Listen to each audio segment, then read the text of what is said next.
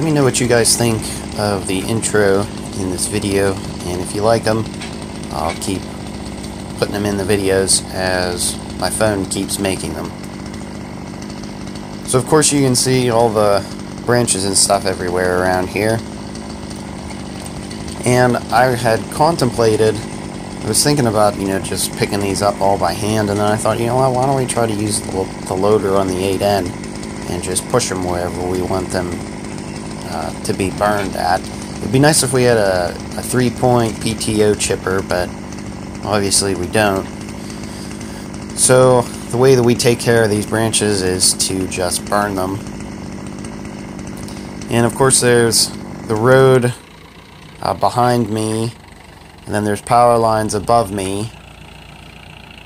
There's also a giant pine tree over to the right of the camera.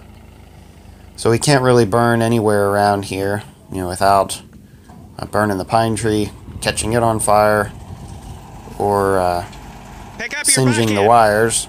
And obviously we don't want to do that. So we figured we would push them across the yard here and get them to a nice open spot that we can burn them, and plus that somewhere where they'll dry out. These maple branches, they will not burn without a lot of fuel and stuff or dry wood, because they're so wet and they still have all their leaves on them. So we're just pushing them into a pile, and I'll tell you what, the 8N really speeds things like this up. Granted, it'll tear up the yard a little bit here and there, and it's not the ideal tractor to be doing these things with, but pretty much any pile of branches that you have in front of it, it'll push it wherever you want it to go. And obviously it'll leave some behind, but it would be nice if we had a machine that had some front remotes on it that could pretty easily clamp onto stuff and move it around there, wherever we would need it, so it wouldn't lose branches and stuff. And now we're cleaning up. I had to fish through all of this stuff to make sure that there wasn't any big pieces that we were putting in the burn pile, because obviously that can be turned into firewood. And I'll tell you what, there were pieces of logs, I don't know, 6-8 inches in diameter, laying all over the place around here, and I just didn't want to waste them, because obviously since they're so wet, they're not going to want to burn. In pushing these branches, I learned something. You have to be, well, I kind of knew this already, but seeing it in real life versus thinking about it are two different things. You really have to be careful with the 8N pushing stuff, that you don't push a branch through the radiator and leak out all the coolant everywhere. We managed not to hit the radiator or anything of the, get a branch wrapped around the belt or pulleys or something. So we managed not to do that, and you just have to be careful pushing branches and stuff with a tractor like this. There is a grill and stuff on it. There's the main heavy-duty grill, and then there's a grill in front of the radiator, and I just didn't want to puncture the radiator or something. So you just have to be careful, and you kind of have to know what you're doing, and you just have to, if you start to see a branch coming close to the engine, just put the clutch in and back out of it and get it at a different angle. But the 8N seems to work pretty good for doing this, and it'll stack up a decent sized pile for you if you need it stacked. And you can see there's branches and stuff everywhere around here. I think this was the biggest pile that we were pushing with it, and the 8N being a gear drive tractor, it really has a ton of torque that it'll put to the ground, and even into a pile of mulch, it'll push an entire pile of mulch just wherever you want it. Even though it's an old worn out tractor, it needs a full engine rebuild, top end and bottom end. But it still does what we want, and I think the next time we change the oil, we're going to put the maximum amount of Lucas heavy duty oil stabilizer in this thing that they allow. That's like 60, I think it's 60%. So this tractor I think takes 5 quarts or 6 quarts, so like 3 quarts of Lucas heavy duty oil stabilizer, and then the rest for oil. And we were also using this tractor to pull the logs out. He drove one of the tires into a groundhog hole, and that's why he can't get the machine out. So we ended up just dumping off this log eventually. And we used a chain hooked to the loader. And I bought myself a pair of log tongs. Which I should actually do a review on those at some point. They work really, really well. The old time, how I would have gotten logs and stuff out of here was to use a chain wrapped around the log, and you can't always get underneath the log. So that's what's nice with the log tongs. You can just hook it over the log and you're done. And this was the biggest log. I think this is about a 16-inch log, or maybe 17. It's a decent size log, and it's 9 feet long. There you go. And it was funny, my brother, whenever he first picked it up, he said, "Whoa, this is a heavy one." But the 8N seemed to pick it up relatively good. Both front cylinders have some leaks in them, and I'd like to repack the cylinders on the front of this tractor. We already, and by we I mean my brother redid the cylinder on the 3-point, and that seems to work pretty good. But you can see there's logs everywhere all through here. And the next thing I want to do with the 8N is we need some lifting points welded onto the loader. I'm really surprised, this tractor is a 48 or 49, and I'm assuming the loader is also that old also. It's a Freeman loader. And I'm surprised in 70 years that no one has welded any lifting points onto the loader of this tractor. The backhoe was the same way for both buckets, and I pretty quickly after we bought it welded some lifting points onto it, and I don't know why we haven't done this to the 8N, but at some point I will do that. I'm trying to figure out a good spot to weld the lifting points onto. Some part of me would like to have them down by the pins, 2 down at the pins, and then 1 in the middle of it, or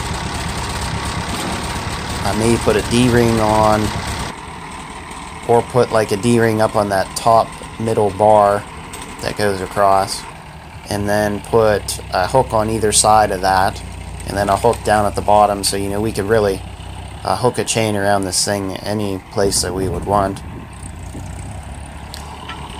And this was the second 9-foot log. And this is another ash one, and I think this one was a 7-foot one. But I wasn't planning on using the 8N to move these logs around, but it seemed to work quite well. This is a manure bucket that it has in it, and it is a trip bucket, so there's no cylinder on it. And all you do to dump a load, you set the load down onto something, the ground or whatever it would be, trip the pin, and then lift the loader back up again. And that works relatively well. But the bucket has about 1.5 foot long teeth on it, and they act almost like loader forks. So this bucket is actually seems to work quite well for what we use it for. It's only about a little over 3 feet wide, and we do wish that the bucket was wider, but it's just one of those things, I guess. But having those teeth on it, it's almost like we have a tractor with forks on it, and we don't even have to change the bucket, which is kind of neat. You know, this bucket kind of serves it's an all-purpose, I guess. And we're just trying to fish the logs out and whatnot. There was quite a few larger logs in here, and I think the people that we had cut these trees, they did a good job doing this and whatnot, but I would still wish they would have left the logs in bigger pieces, because I think the majority of the people that they do the work for don't have the equipment and stuff that we do. You know, a tractor with a loader, a backhoe, and of course the Alice if we really need some pulling power. And they generally cut them up into smaller pieces so that they're more manageable by the people that have to clean it up. And for us, I would rather them leave them in real big pieces, and either I can cut them the length or whatever the case may be. You know, like here, you know, a lot of these I would have left in 6 foot lengths, and instead, you know, they're any number of lengths. So it's just one of those things, I guess. But I mean, I'm not mad or anything. It just would have made less work for them, and it would have also made less work for myself.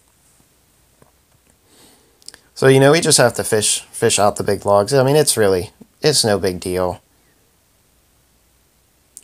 And this was another top, and this came out with a decent sized log with it, and I had seen this branch in there, and I just looped the chain through one of the branches, and this thing came out also. And instead of us cutting it up where the tree was, I figured, well, let's drag this closer to the burn pile, and we can deal with it over there. You know, it won't be so long to take the branches, and plus you won't lose any because it's still attached to the big one. But the 8N, it seemed to work pretty good for this job. It sure speeds things up.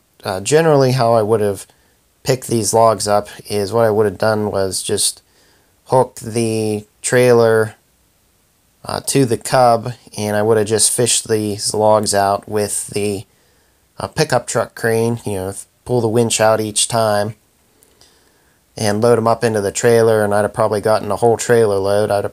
I think out of this whole job here, there is probably 4 or 5 trailer loads of logs. This trailer here mounted up, pretty much as many as I can put in it. And this trailer here, man, this thing has come in so handy for moving things and picking up things. And you know, I've got to say, we've been pretty happy with every piece of equipment that we've bought. Granted, it's had its own set of problems and whatnot.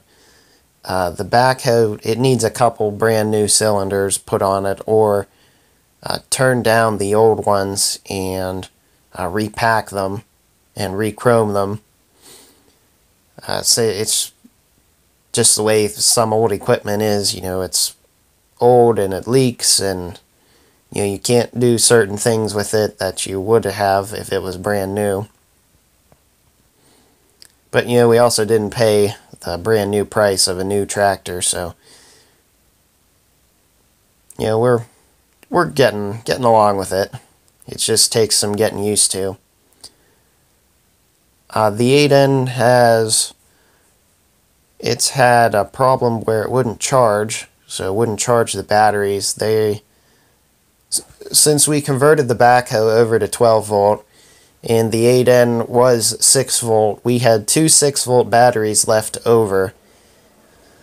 And batteries are pretty darn expensive. We didn't want to, throw these batteries away or keep them for a core charge because, the batteries were still pretty good. And what we decided to do, I think it was my brother's idea, he decided to wire the batteries in, I think it's series, to get 12 volts, so he converted the 8N over to electronic ignition and put a 12 volt alternator on it. And he wired, I think it's series to double the voltage.